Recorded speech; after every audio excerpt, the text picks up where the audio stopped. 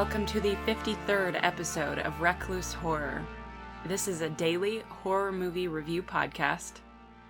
So just a little background on the project. Back in April on my birthday, I decided I wanted to watch and review a horror movie every single day. I have done so for the past 320 days. So ordinarily, each episode we talk about 2 movies, one of which I've watched that very night, and another that I've reviewed previously in text, as all of the episodes before the 53 that I've done on the podcast have been text reviews. I just go over whatever impressions I have left, aided by the text review. So with me again today is Sam. Hey. So I feel not so great today. So I'm just gonna do the one review again. I know I've been doing that a lot, but I think I've narrowed down the reason why I've been feeling not so great the last few days. So hopefully I'll be able to fix it sooner rather than later. But anyway, so the movie that we watched today was Slash in the Box from 2011. It's another short film. This one is indeed put out by Crypt TV, although it was clearly made before that and acquired. So that does seem to be a general trend, which I like, because there's a lot of, horror short films that for no reason would anyone ever have seen, and this is one of them. Short films in general. Yeah. Like, if you look up, like, a director you like, and you look under, like, his work, there'll be probably, like, a few to a ton of shorts. Before they ever did anything. Even after they started doing stuff. True. That just seem like they never exist anywhere. Or you can never find them anywhere. Yeah. I wish I was, knew exactly which director I'm thinking of that has stuff like that I've wanted to see, but I've never been able to find anywhere. It's not like Fincher or something like that. I don't know, but there's a lot of directors that's the case. Yeah.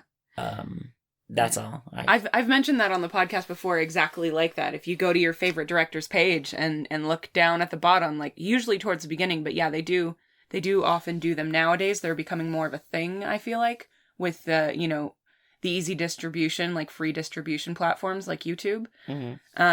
But yeah, most directors, that's how they started. You have to start somewhere, and unless you're connected or, went to a really prestigious film school, which isn't almost a thing, then, you have to start somewhere else. And a lot of people started with short films, rather. Other people started with trauma, like James Gunn. So how did you like Slash in the Box from 2011? It was okay. Yeah, I thought it was pretty good. I mean, it's simple. There's not really much to it. In fact, the title itself pretty much spoils it. So I'm gonna go ahead and say, if you're not spoiled by the title and you don't want to be spoiled, then just skip this episode. Yeah, but it's not much. But it's not much. Yeah. It's just a 5-minute short film. So go ahead and skip this one. Goodbye. Give them a minute to get to their phones and all that. Okay, so Slash in the Box is about what? I hate spoilers. I want to make it as spoiler-free as we possibly can. I'm sorry I spoiled the end of Slash in the Box for you. No, I'm going to go into that. You didn't spoil it, but somebody did. Are you going to spoil it? No, I'm not. So the premise basically is that it's a Jack-in-the-Box that turns into a horror movie. And that's all I'm going to say. I'm not going to tell you how and in what capacity, because that's the only other part of the movie. Right? Yeah. It's like 5 minutes. So if you do want to find this one, do not type the search into Google, because the second picture, let me see if I can pull this up. The second picture, that comes up if you search it like on a mobile device. I don't know if it comes up the same way on a, desktop or a laptop. Yeah, on a regular computer. But, the second picture is a spoiler. It is the spoiler. Spoiler. See? Look. Spoiler. It is a spoiler. So, yeah. While we're on this subject, can we talk about the spoiler? How do you mean? Just the way it looks. Yeah. It's good, right? Yeah, it's if you watch it and you get to the end, it's surprisingly well done. Mm-hmm. It's such a hard shot. Like, to make realistic and look good. Yeah. That's pretty much all I'm gonna say about it, because I don't want to spoil it. Yeah. But I was surprised on both of us were, yeah, on that it looked as good as it did. Mm-hmm. Yeah, that's one of the best ones I've ever seen out of a short film. Actually, I would say. And it probably is aided by the fact that it's not like something that they play on screen for a long time, but it's not like they just blink it in and out either. Yeah, so. You get to see it. Mm-hmm. Yeah. So yeah, the effects were pretty good. It doesn't take itself seriously, which I think helps because, I mean, I've seen movies that try to take themselves seriously that have similar stupid premises and they just don't work out. While not being like a full-on horror comedy short. Right. It does play that line, I think, pretty well. What did you think about the locations? I didn't like them during the day. It looked a lot better. The night lighting looked a lot better. Yeah, I thought so too.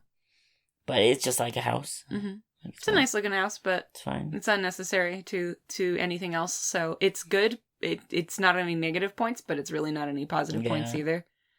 The dialogue and story, how did you like that? Okay. The dialogue's kind of bad. It's clunky. Especially in the beginning. The exposition. Especially the way it, like, the first, 30 seconds or whatever, it reminds me of, like, a Mad TV skit. Yeah. And it's like, oh, you zany stuff's gonna happen right now. Yeah.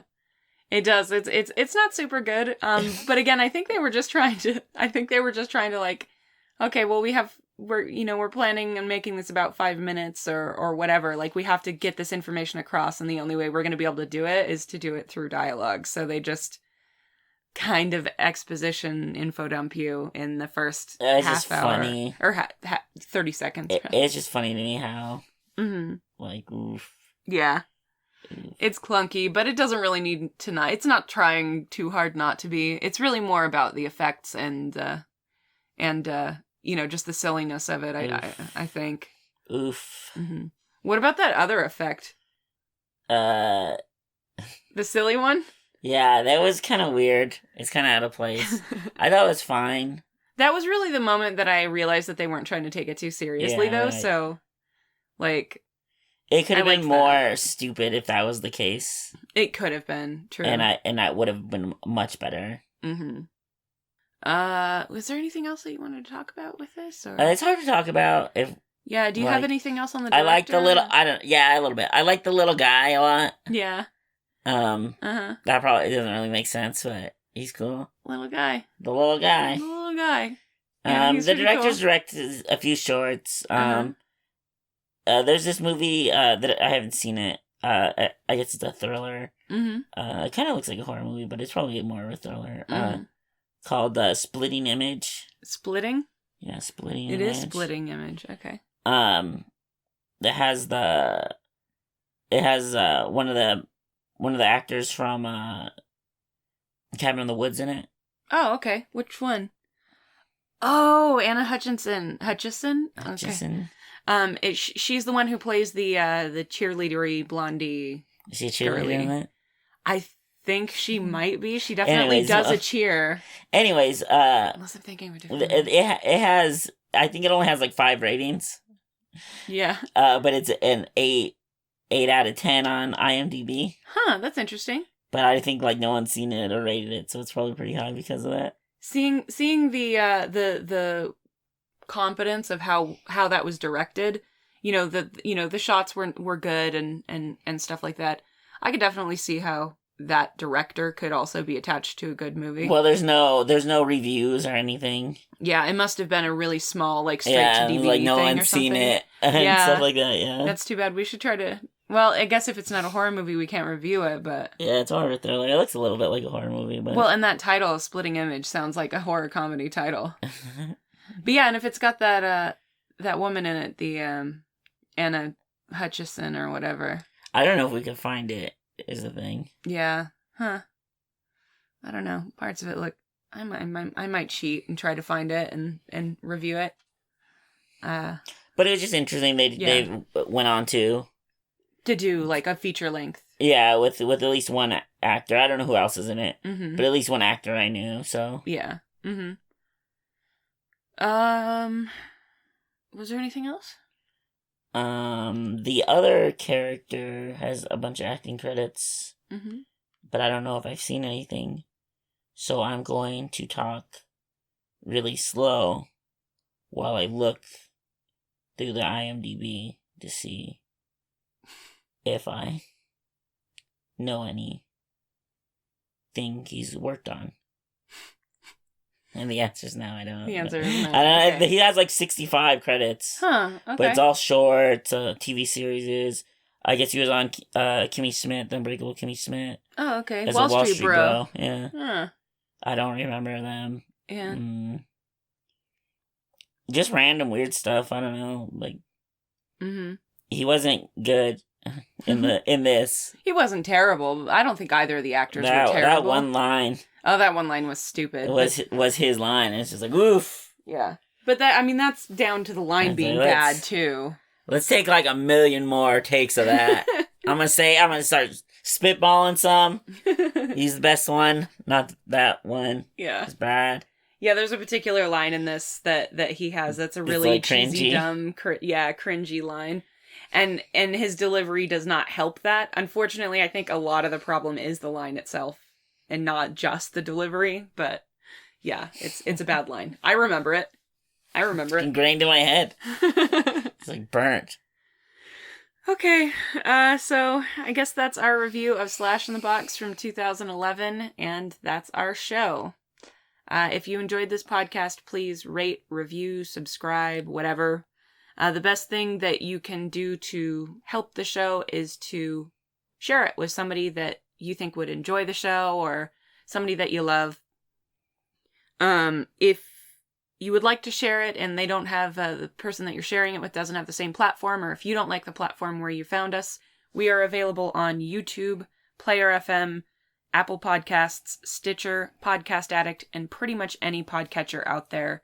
If you would like to reach out to us on social media, you can do so at Facebook, Instagram, Twitter, and you can email me at reclusehorror@gmail.com. That will also get through to Sam. I will deliver messages. I delivered a message 2 days ago about salt. It was basically a salt message. People just aren't ready. Can't handle it. Salty message. So yeah. Was there anything else? What do you... I want to talk about the tagline. I forgot about it. And I want to talk about it because it's incredibly bad. Okay. And I guess it's like so bad it's amazing. Okay. That people aren't just like, what's that mean? The tagline, the name is Slash in the Box. The tagline for the movie is Pop Goes the Evil. And that doesn't make any sense to me. Or does it make any sense or sound right or seem cool or... No, it's stupid. I think they know it's stupid. Yeah, they have to know it's stupid. Yeah. So, good job. You win? Yeah, they did it. Some of the posters look good, though. Yeah. Yeah. Yeah. So anyway, what's your rating for Slash in the Box? I don't know. The guy's cute. One cute guy. Oh, that was gonna be my rating. It's okay. Should you me second? One cute guy. Oh, one cute guy. That's all. Yeah. I'll give it 3 cute guys. Out of some indeterminate number of cute guys. Yours isn't good because it's misrepresentative. There's not actually... Disclaimer, there's not actually 3 cute guys in the movie. No, there aren't. There's only one. There's only one. No. I know. I wish there were more cute fucking guys in movies. Fucking clickbait over here. Clickbait over here. Trying to get people into it. Like, there's 3 cute guys. Clickbait right at the end of the description. I'm watching it. Where people already turned off the podcast if they were even listening to begin with. Why would you? Okay. Alright, well, that's it. Samuel, say goodbye. Goodbye. Goodbye.